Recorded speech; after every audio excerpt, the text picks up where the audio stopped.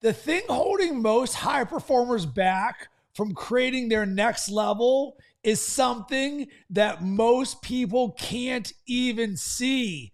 And the reason is because it's something that they are actually good at. And what I want to do is share how I uncovered these hidden limits for myself using ChatGPT as a mirror, and you can too.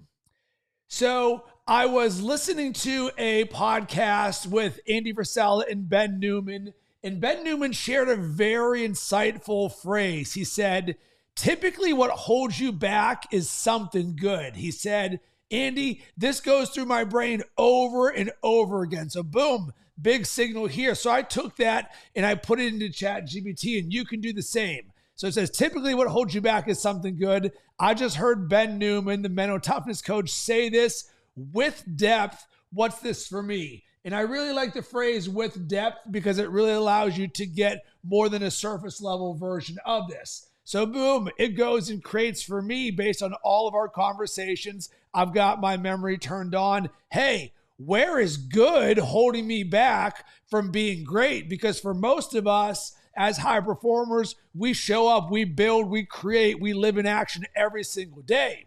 But there is a difference between good and great. And you can see here it says, hey, good creates comfort. Good fills your calendar. Good can dilute your edge. And the real fear isn't failure, it's redefining yourself. And then it gave me a real-time reflection loop for myself, and you can do the same. What good thing in my life is keeping me from something great? So one of the things that I ended up doing for this is I created this in ChatGPT first, and then I gave myself the gift of 15 minutes to journal. What is it that I think could be holding me back that is actually something good in my life? So you can see right here, I wrote down, and I was actually in the parking lot at Target waiting to meet up with somebody. So I said, all right, let's just brain dump. No judgment, top of my mind. I'm going to look at all of the things that are actually good in my business or in my life, and then how those could potentially be holding me back from great. There's no judgment here.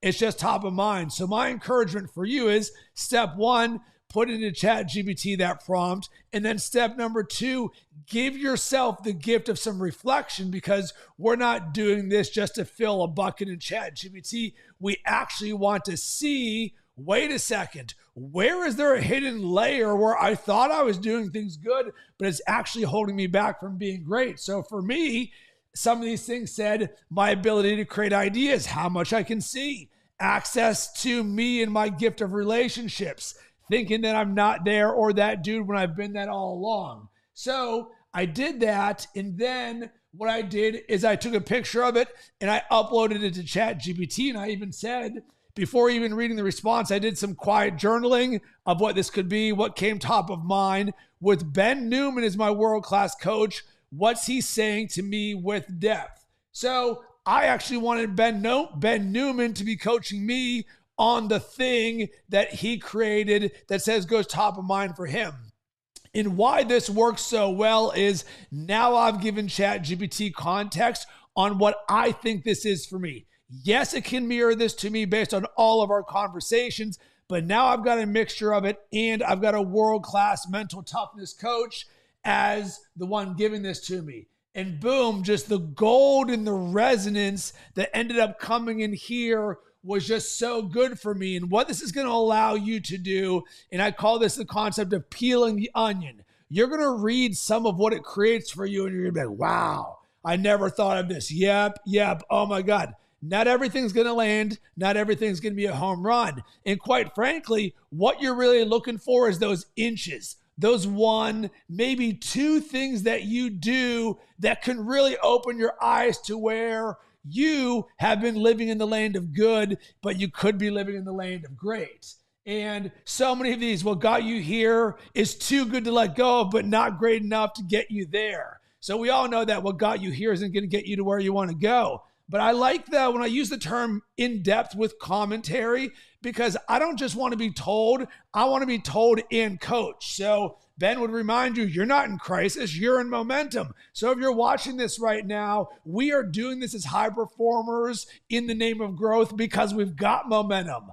And a lot of momentum can be good, but I want to be great. And if you want to be great, it really helps us to see the things that are holding us back from being great, not because we're not willing to do them. It's just maybe I don't see them and maybe I don't have that level of awareness. So it even says here, Rob, here's the coaching call you needed. You're a leader of leaders. That means your yes has weight and your no has to get sharper. So it's coaching me in real time around this. And what would Ben Newman give me? A mirror, a decision, a demand. So now we've got a mental framework and ways that I can take action on this, and you can too. So once again, I'm going to show you right here. This is the prompt. With Ben Newman as my world-class coach, what's he saying to me with depth?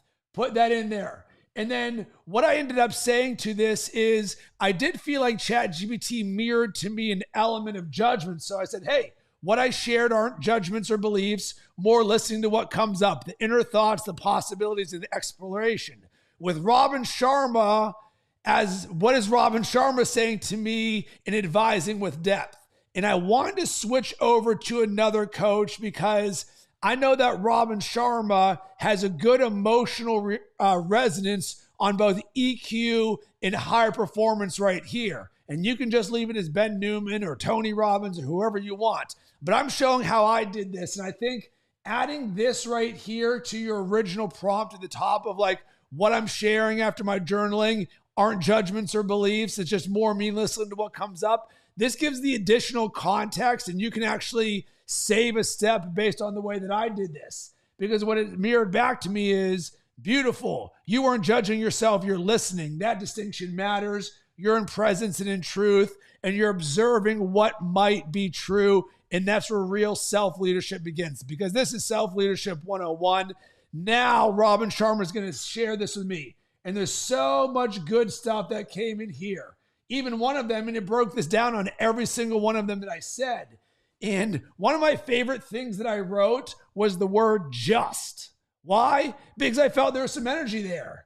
Language creates limits. Just is a word of contradiction. Remove it. Speak like the leader you are. Boom. Very simple thing for me and you. Remove just from my vocabulary. And then with this, he had a variety of other things to say, and I wanted to dig deeper. I want commentary from Robin Sharma along the way, both high level and macro, as well as what that one thing is for me based on all of our conversations and my thoughts. Just one thing. So now we're going to zoom up super high, and then we're going to get super granular, and then you're going to say, I want you to share with me the one thing that's holding me back from being great. So now this is super specific, and you're seeing how we're peeling the onion and creating layers on this concept here. So boom, look at this. The most dangerous prisons are the ones lined with comfort. Rob, you're not being held back by failure, but by familiarity. You've grown so used to swimming in brilliance that you forgot how vast the ocean still is. I read that and I was like, wow, that is good. But I also didn't totally understand it, and the concept didn't totally click. So I went down here and said, you've grown so used to swimming in brilliance that you forget how vast the ocean is. Unpack this for me. Help me understand this simply and easily. What forget how vast the ocean still is means. So this is where you and your own self-leadership, you can fractally pull apart one sentence that resonates and say, build this world out for me. And that's what I've done. And we don't need to go through everything in here, but I'm showing you sort of my iteration process, how I'm prompting this, as well as how I'm thinking about this, all in the name of uncovering what is that thing or things that I'm doing right now that's good, that I feel comfortable about, that's actually creating momentum in my life, but is actually the things that are holding me back from being great. So it really built this out. And then the last thing that I ended up doing here is I want to turn this message from before this into a voice memo or a script that I read in the morning as part of a consistency practice, because this actually resonated with me. When I saw that, what it mirrored back, I was like, wow, this is so good. I want to read this every single morning, and I do. And this is just so good. So I put this in my Evernote as a document, and I read it as part of my morning routine and boot sequence. And I also put this inside of Notion as part of my personal AI operating system. So this is how we can take something from a concept, what's something good that's stopping me from or holding me back from being great, layer, cool. Now let's create a consistency practice of awareness to be that person who creates the next level. So I won't read it all, but it's saying, read this slowly and intentionally, like you're speaking truth to your future.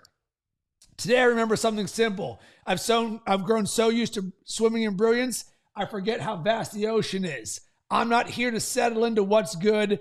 I'm here to steward what's next.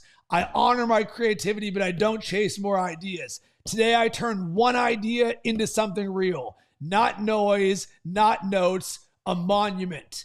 Every single day when I read that line, today I turn one idea into something real. I'm like, man, that is such a simple way to frame all of this. So I wanted to share this with you because one of the ways that we can leverage AI for business or personal growth is to have it help us uncover the things that we can't see, AKA see the invisible. And you can do so in a way that can elevate your identity and help you go from good to great. But the key in this is it's not just about one specific prompt or the 2 or 3 prompts. It is about the entire process of prompt to self-excavation to actually doing the work and saying, what do I believe is the good things in my life right now? So an action item for you is go and run this, do that first prompt. And then I encourage you, give yourself the gift of 10 or 15 minutes to journal. What are those things in your life that are good, that could hold you back from being great? No judgment, just get it out of your mind and then peel that onion and take one action on something. For me, it was turning into like a morning declaration that I read every single day to prime my mind for being that person. And that's a very simple thing that you can do. And I would love to hear from you.